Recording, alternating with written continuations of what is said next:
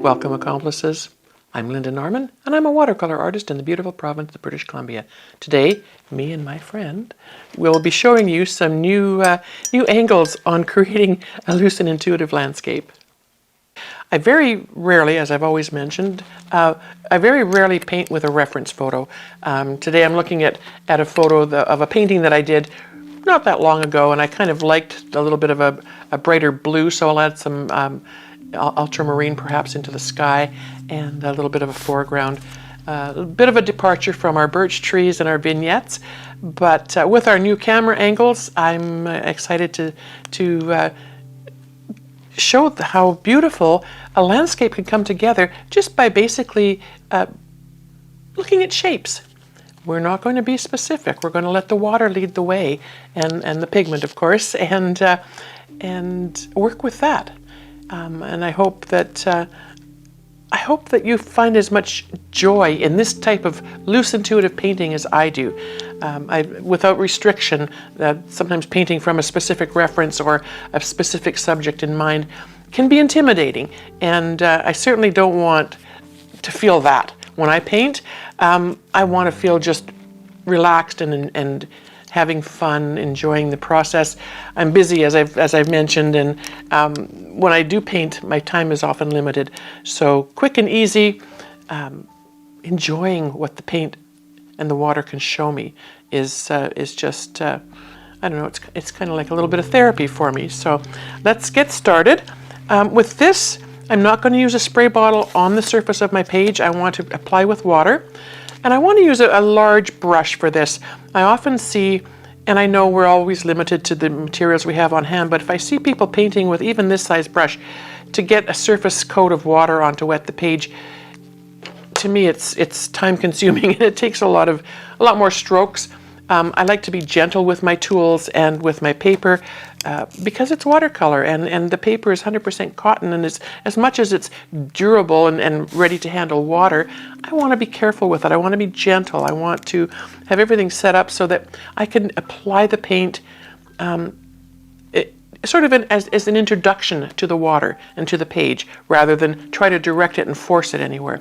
So in a nutshell, that's my style, and it brings me joy. So I hope watching it at least will bring you some satisfaction as well. So I'm going to use, this is a 5-line solo brush from Michael Soloviev's Watercolor Online Studio. I bought these the other day. It probably, Bialk, I've mentioned these before, 256 flat. I don't know much about them. They're very soft. They hold a ton of water. So let's try that. It's going to give me lots of coverage, and I'm going to wet this page from top to bottom. I've already taped the edge because if I want to mat this, I would like to have a little bit of a white border and not lose any of my painting or my design. Whoops, I got a bit of paint in there. So I'm going to paint the whole page, and this is going to be a fairly quick process for at least the base coats. The page is already buckling. This is a Bauhong Masters paper, one of my favorites. But even on a block, which is glued on all 4 sides with a little opening for you to pry the paper off once it's dry, even on a block, it does tend to buckle up a little bit. That's fine. I like that it also adds a little bit to the movement of the paint on the surface. And once it's dry, if I've left it on the block, it dries right back to a flat surface. So I'm going to just wet the paper, let it sit.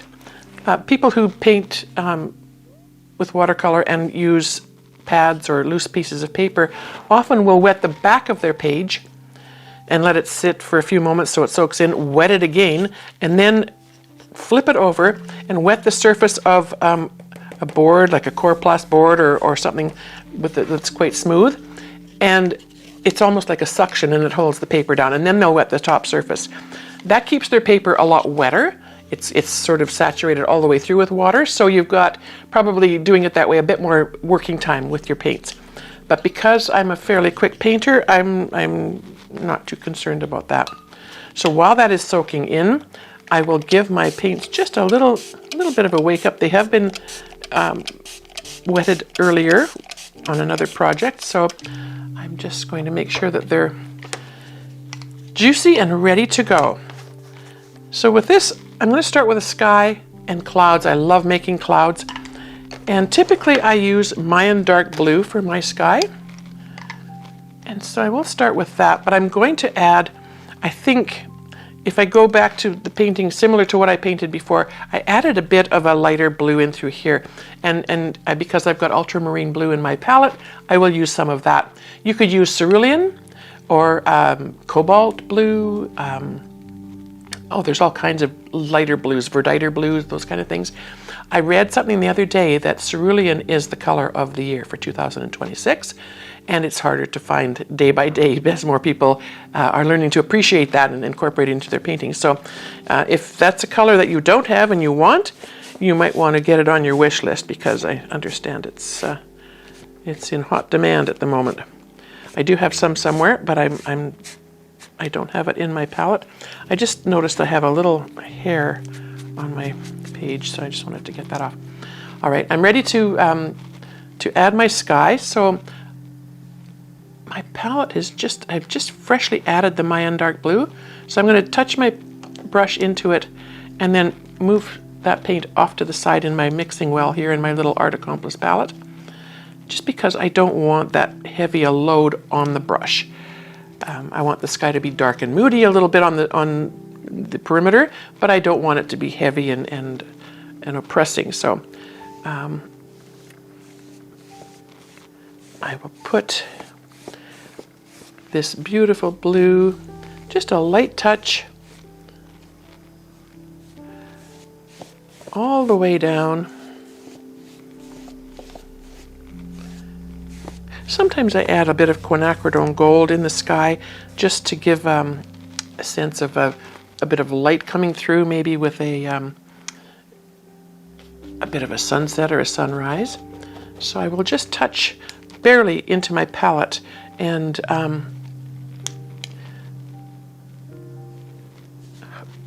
skiff the surface. I don't want to make this a main color in my painting, so I'm just going to bring a little bit of that in. Gives a sense of lightness,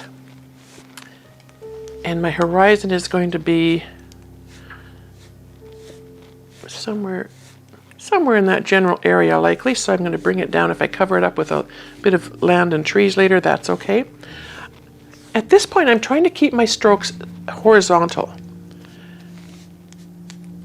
If I was to move them around, I would sort of change the whole direction of my painting, and I find it makes it a little confusing. So I've got the Mayan Blue, the Quinacridone Gold, just lightly in there, barely touching, and with the same brush, the 5-line solo brush, just a touch into my ultramarine blue, really light. When I'm using the brush to make cover larger areas like this, I try to keep from touching, oh, that's the green. I try to keep from touching the surface of the paper anywhere but from the edges. I start at the edge and just lightly introduce the paint across. Let's see here, I think I've got enough blue on there. If I was to press hard, I'm pushing the pigment into the paper, and probably not really what I want at this point in time.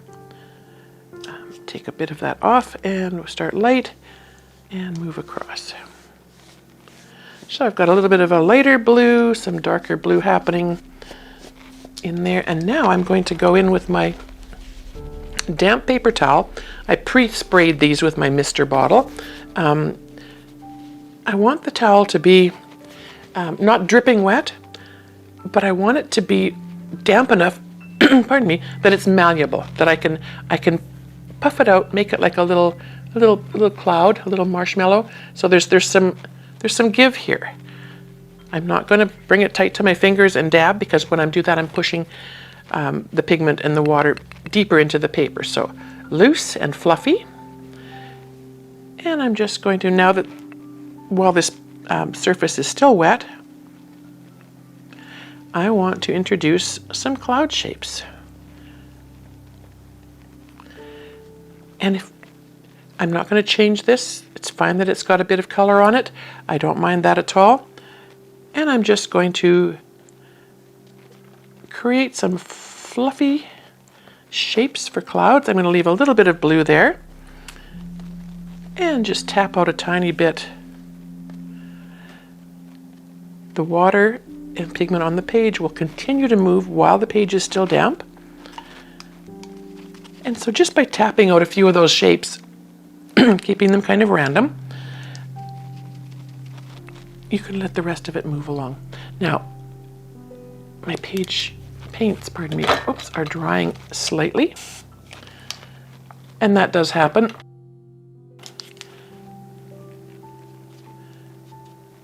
I'm just going to wipe this out because I put yellow in there and green, and I didn't really need that in. So I'm going to clean out that well a little bit. And I want to add some more ultramarine blue to the surface of this page, just to get a reflection of this blue here down into what I think is going to be a lake. So I'm going to put a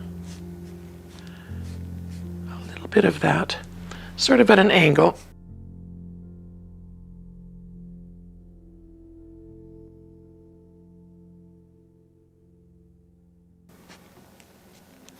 And I've got tons and tons of hairs. I don't know where these are coming from. I think my brush is getting tired. So yeah, I'm just going to add a little bit, trying to keep things horizontal. It's not always easy when the page is buckling and heaving, but that's okay. This will show a little bit of reflective area in the water. And I'm drying my brush off, so it's just like a thirsty brush. It's not completely dry. It's cool to the touch, so I can tell there's a bit of dampness to it, but just soft as can be, and I'm spreading that across. So you can see now where this blue sky is going to be reflective in this watered area in the bottom part of the painting. All right. Now I can stick with this brush, or I can move to a smaller brush, a hake brush perhaps. I think for this one, I'm going to try this new brush that came in the same series as this bigger fellow. And no, I'm not, because as with many of the hakes that you buy now, these bristles are lovely. They're going to hold a ton of water, but they're also too floppy. And I don't want that. I want to be able to introduce my paints to the page more directly. I don't want to have lines and swirls and swishes, which is what would happen if I push this brush down. So I'm going to put that aside, and I'm going to go to my trusty hake brush. I'm going to wet it, take off most of the excess water. I'm going to dip into my Mayan Dark Blue. I like to keep the colors in my land areas, similar to the colors in the sky. So I'm going to go with my Mayan Dark Blue. I just love this color. It's going to dry lighter, softer, grayer, so it gives the impression of receded trees in the background, shadows and that kind of thing. And I think I'm going to just create just the sense of some land with a few trees on it in this area here. And I'm going to continue down just a short ways. Some of this will look like, we're assuming now that this is water. I've established that in my mind. And so some of this will almost be like a reflective surface, like of those trees up behind. So I might want to just add a few shapes like that. And just the land can come down that way a tiny bit. I'll go back in with a smaller brush, probably with my Levens and 1.5 inch goat synthetic blend, and sort of make a little more definition in front of these shapes in a few moments. So I've got my land on that side. I'm going to try to shift over to the other side now, and I'm going to create just another bit of land. So this will look, I like to have things sort of balanced on both sides, but not having a dead center piece. So this comes out to pretty much center. So this one I'm going to bring over to the side, probably further that way, so that it shifts the whole center focus of that open area more to one side. And again, whoops, didn't get quite as much pigment on my brush as I thought I had there.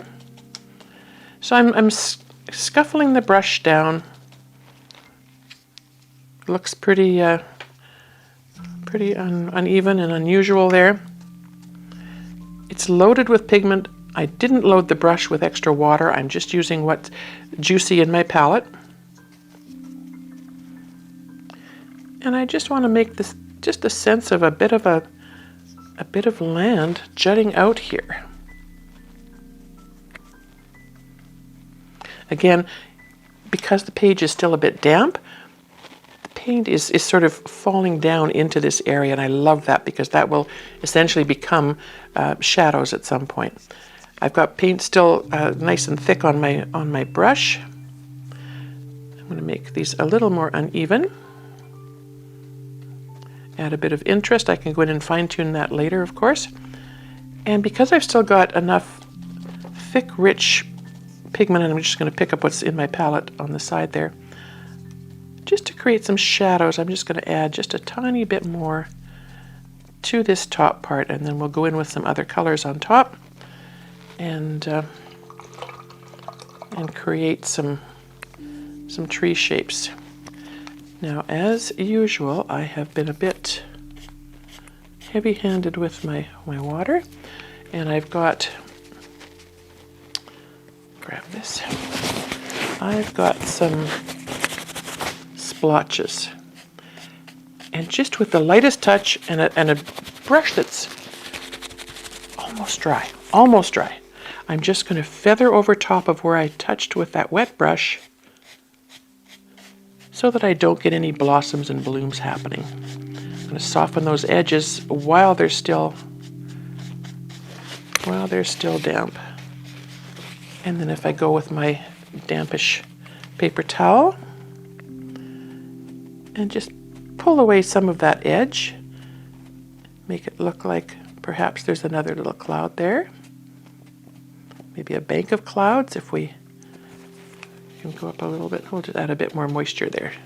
That will help to make those pick up a little easier. And then in this area too.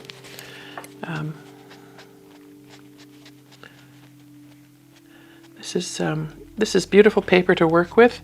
Some others that I've used when this has happened and a bit of heavier pigment has flopped off my brush and landed on the page, sometimes it soaks right in and becomes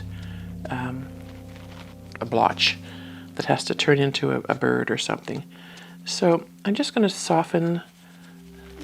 And here, because it's lighter, I do want to be sure that my paper towel is clean. And I can just soften some of those edges out.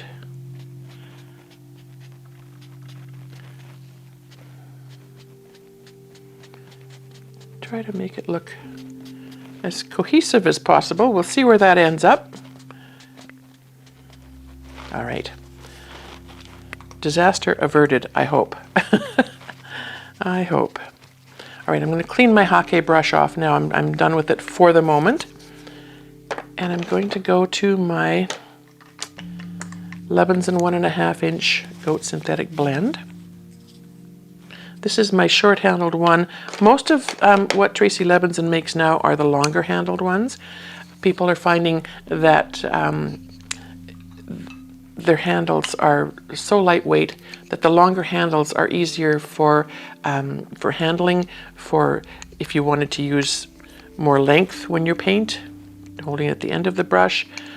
Still get the great precision from close-up work, but and then the way that the canes, the bamboo canes, are grown, sometimes the shorter ones are not an option. So these longer ones are just as lovely.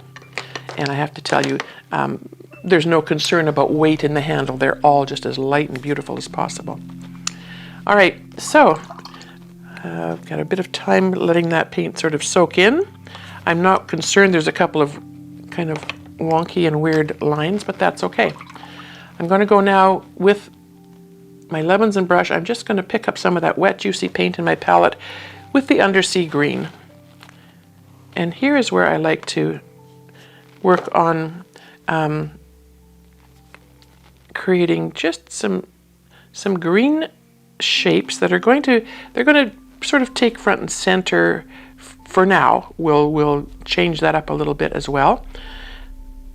But I like to create just perhaps something that's a little more defined than we had in with the blue. So just barely touching. I don't want to load my whole brush up. There's no need for that. The brush itself will wick up as much as possible. And when I look at this, I think I love how this piece here is sort of diffused and moved out into that moisture on the page. And that could be a different type of tree than what I'm creating here with these evergreens. So this might be a little deciduous bush that's popped out with some nice bushy leaves and shapes. So we can leave that, but I will add my Undersea Green just in the bottom area of that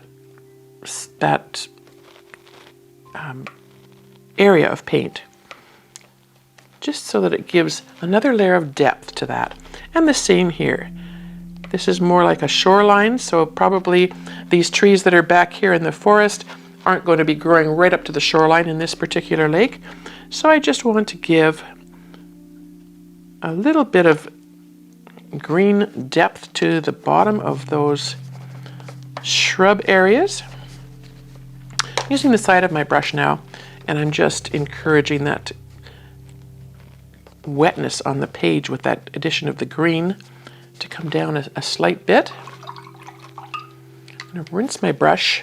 I'm going to go now into the Quinacridone Gold. Again, just touching the tip of my brush. And I want to just lay in here and there. The Quinacridone Gold, as you know, pushes everything away. It's got that beautiful density to it, and it's going to allow for some nice highlighted areas. So I don't want to put it all the way across. I just want it to be here and there. Once that's sat for a moment or so, sometimes I like to just lay my towel on top rather, and it just picks up a little bit of that surface and adds another layer of lightness coming through. So it gives you more options for shapes.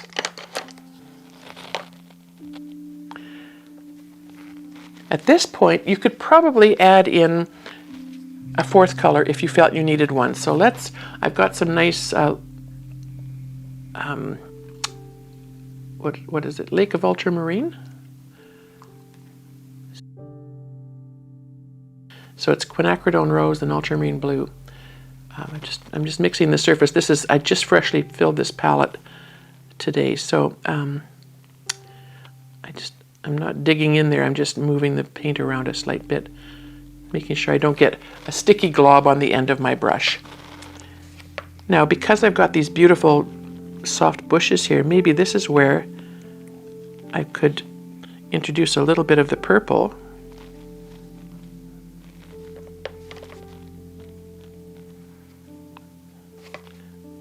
Just for some added interest and some color. And then maybe there's a little bit of that same bush over in this area here. And we'll kind of blend it a tiny bit, just so it doesn't look like a solid block of color. Okay.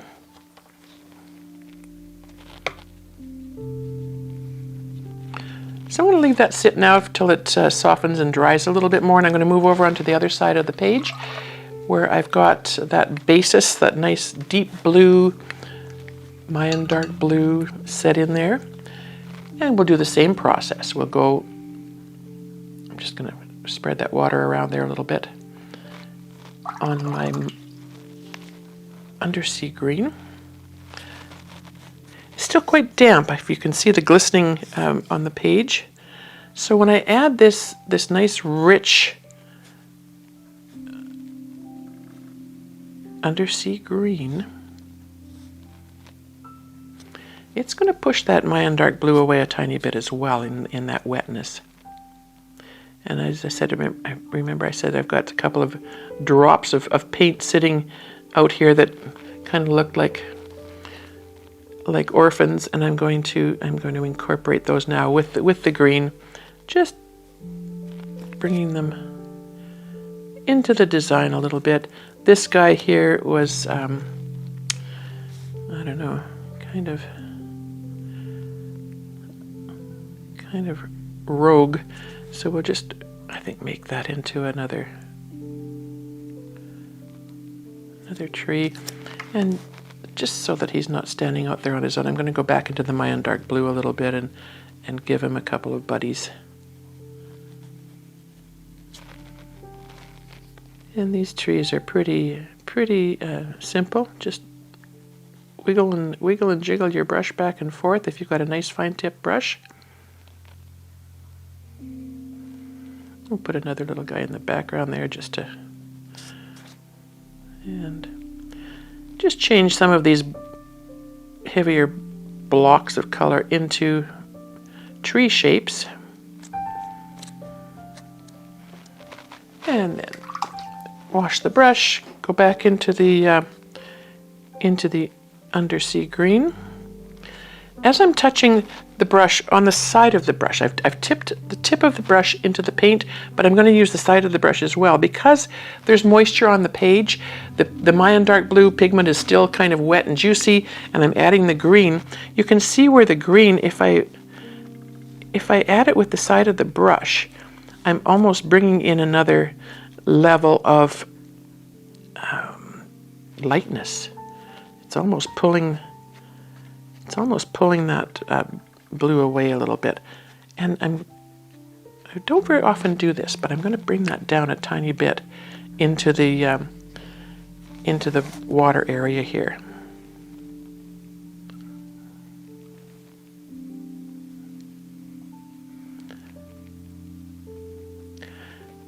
Now with my brush just wiggling back and forth, I'm just going to bring out a little bit of that shoreline. And now again with the side of the brush, cleaned off, damp but not dripping, I'm just going to go across the color that has come down into the body of the lake here, just ever so gently, hardly touching the surface, just enough with the wet brush to encourage some of that damp green pigment to move across, so it will look perhaps like some ripples in the water. Okay. I want to bring those down as far as I can. I don't want them to end sort of in the middle of nowhere. All right. So to finish off, oops, similarly to as we did over here, Quinacridone Gold. Just touching, oops, just in a couple of places, just to lighten things up a little bit. And you can see where it pushes away, it blends with the other colors on the page. It's, for me, it's just an essential in my toolbox. And I guess if we've got rows of ultramarine on the right-hand side of the page, we should probably add just a tiny bit. We'll make one bush there and perhaps just one over here, just for interest, right? Okay.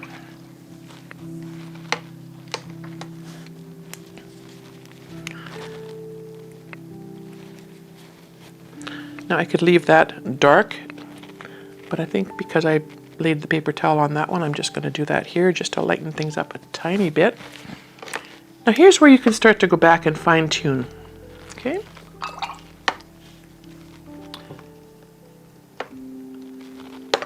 With the Mayan Dark Blue, I'm going back to the right-hand side of the page. And I'm just going to scuff it in with the side of my brush.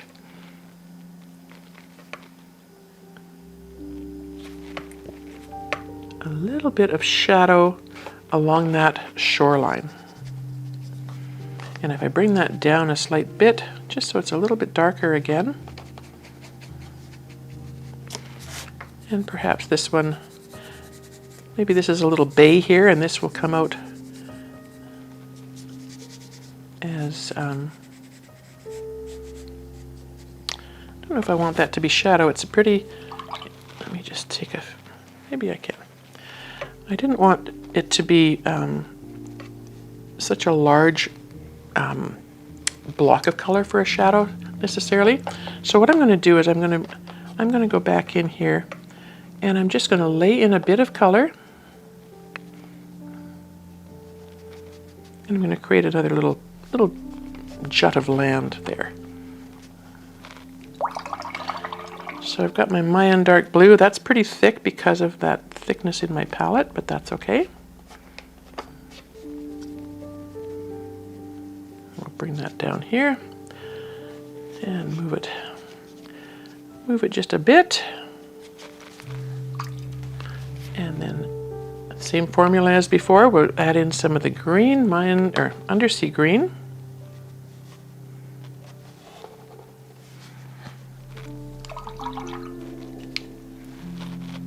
A couple of dabs, just to pull out some of the excess moisture there. And we'll just go in and drop just a couple of bits of the Quinacridone Gold. I think I'm going to just pick up some excess there. And then we will go in finally with a bit more of that rose of ultramarine. Probably just in one area on this one. I don't want to overdo any of that. Okay. So as this dries, you know, we can indicate a bit more shrubbery and tree shapes and things happening there. I'm going to just lay that down just so it picks up some of the excess off of that little jut of land. And then we will go in now with one of our brights. This is actually an acrylic brush. It's called a Bright, B-R-I-G-H-T. They come in various widths, depending on where you want to, you know, what areas you want to get into to clean things out. But I love them because the bristles are stiff. They're not going to hold a ton of water because you don't want to be adding more water, but you want enough moisture on the brush to be able to pull back some paint. So we're going to be lifting some paint at this point. So we'll wet the brush, dry most of it off, and when I do this, I really don't want a lot of paint lifted. I just want enough so that I can indicate where there's a bit of a shoreline. And here's where I'll leave some of these colors that have bled down into the bottom part, just because they're quite beautiful that way. You can pull your land out just to create the unevenness of a shoreline. With this lifting to create your shorelines, in order to create different levels and so you get that depth, you don't want to be doing this. I know shorelines look like they're curved, but if you move your lines horizontal, keep them small, you can join them later if you need to, and then if you move them down at different levels, you get that sense of depth. Okay. Now we're going to go back to the other side and do the same thing with this bit of land that's coming out here. And so I want to look at that, and I want to decide where that shoreline should actually be. So I'm going to start here with what I've brought out to the side. And by lifting just here and there, you can create that sense of depth. You could go in and, create a bit of a sense of maybe a little inlet happening in behind.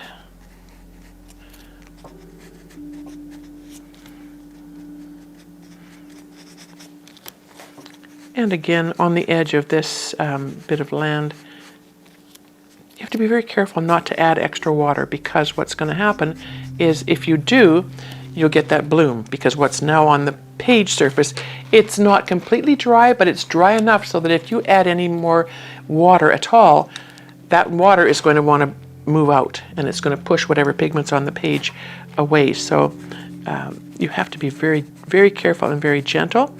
And your touch on the surface needs to be as light as possible. If you need it to be darker, by all means go back in again, rather than try to carve out a big chunk at one time. So I think we'll leave those areas for now. I'm kind of happy with the way most of those have gone. And I'm just going to do a little bit of a foreground here, and this is probably going to be a view from you're approaching this lake, and you're kind of maybe coming up against or up to it, and sort of maybe over a bit of a hill, and just sort of seeing this from behind some shrubbery. I kind of like that effect. It gives a bit more depth to the painting sometimes. So I'm going to make sure that my paints are wet and juicy. And we've got some lovely Quinacridone Gold. Maybe these bushes here, because we've got the gold and the purples, it maybe could be more of a fall scene, or I guess there's golds in some shrubs in the spring. I gravitate to the golds rather than the greens, because for me, often the greens get to be a bit bright and unrealistic, and greens are a tough thing to mix. If I'm spending a couple of hours in my studio and I've got the time, great. But for this kind of painting, when I'm just sitting and I'm enjoying the process of a quick landscape, I don't want to be worrying about mixing paints. So I'm going to take my hake brush, almost dry again. I'm just going to touch it one time into my damp, juicy paint. And I'm going to be making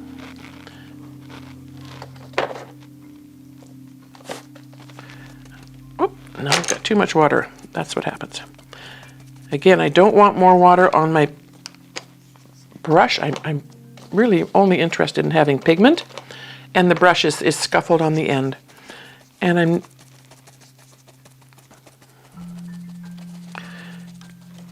just some rough, perhaps, who knows what these are.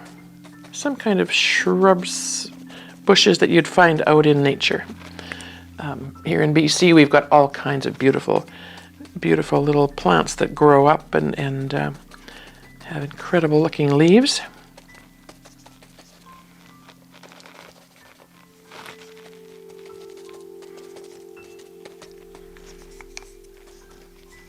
And I don't mind that there's a little bit of, these tiny little brush marks, because they look like maybe random leaves just poking out from the side.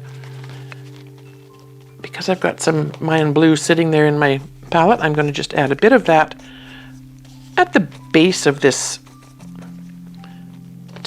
basically basic at the base of it, just just to get some shadowy shapes in. I'm going to bring this right up on this side, I think.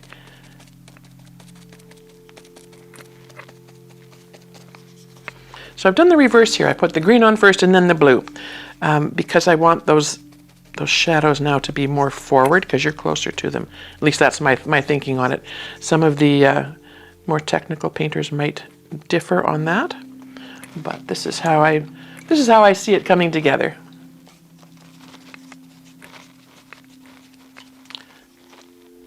And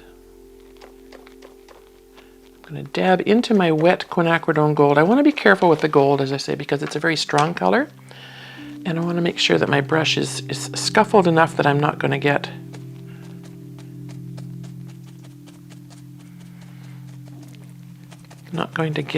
big blocks of color. And it's mixing with the wet paint on my page. Oops.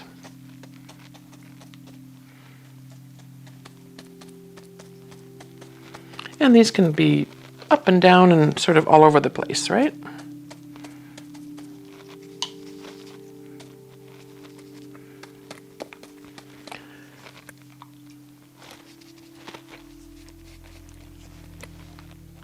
Now if we go in with the Rose of Ultramarine, I want to be really careful with this one because it can be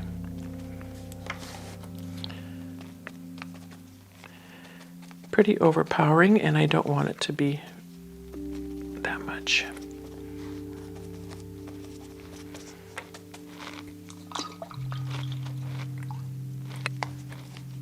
So other than just a few lines, I think I'm almost done here. I'll go back to my Lebens and Goat synthetic blend, 1 3/4 inch brush, just because of the precision tip. Rigger brushes sort of have, the bristles are the same width almost all the way through. This brush has a thicker base, and it just allows me a different level of control, I think is what that is. So once this is, oops, I shouldn't have pushed on that. I didn't mean to. I just want to lightly tap up some of that. And again, I'm not even tapping, I'm just laying my towel on there. That's going to give me some really nice depth and shadows there. I'm rushing things a little bit here just so we can get this finished for you. Normally I would let some of that dry, but I want to go in with my beautiful little brush and some fairly rich Mayan Dark Blue, just because that's in the page. Some people, when they want to put branches in, they'll go to sepia or, you know, a gray or something different. But we've already got blue on the page. It's a nice rich dark blue. And so I'm just going to just add a couple of indications that maybe there are some branches coming up from our shrub area.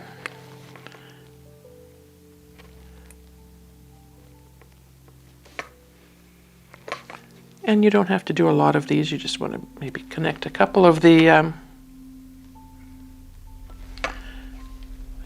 little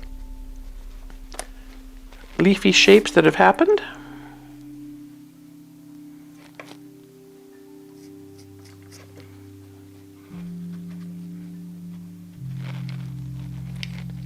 And maybe one more over here.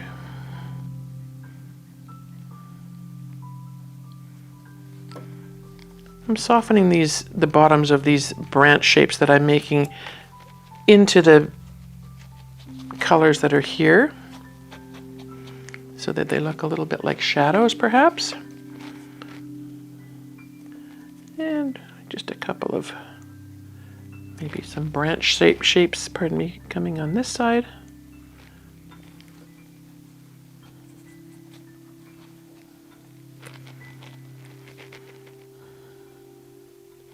It's up to you to, you know, decide how thick and bold you want to make these little guys.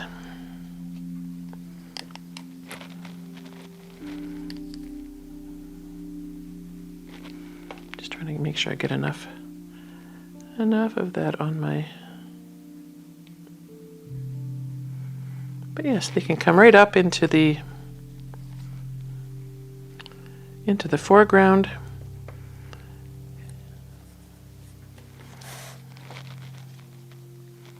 Keeping it with the Mayan blue keeps you... okay. One of the other things I meant to mention, and someone has asked me about this again, I suppose it's not absolutely necessary, but I use only distilled water in my studio. I use it in my spray bottles. I use it in my water containers. I just think it's important for me. It's part of my ritual, I guess. A lot of people say it makes a difference to how the paint goes on. It goes smoother with distilled water, depending on what part of the country you live in or part of the world you live in, and what your water situation is like. A lot of people have, a lot of minerals in their water that create problems. A lot of brushes, especially natural hair brushes, can have little, like almost little barbs and different components to the hairs. And if you've got a heavy mineraled water, calcium, whatever, it can start to build up inside there apparently and cause issues with your brushes. So there's, some reasons for that. Some time ago, I had a student, and she borrowed one of my acrylic palettes for a class she was taking, and they filled it with water from a laundry sink at the studio that they were at. And by the time she was ready to bring it back to me, it had molded. It was covered in mold. And she went and bought me a new one, which was really lovely.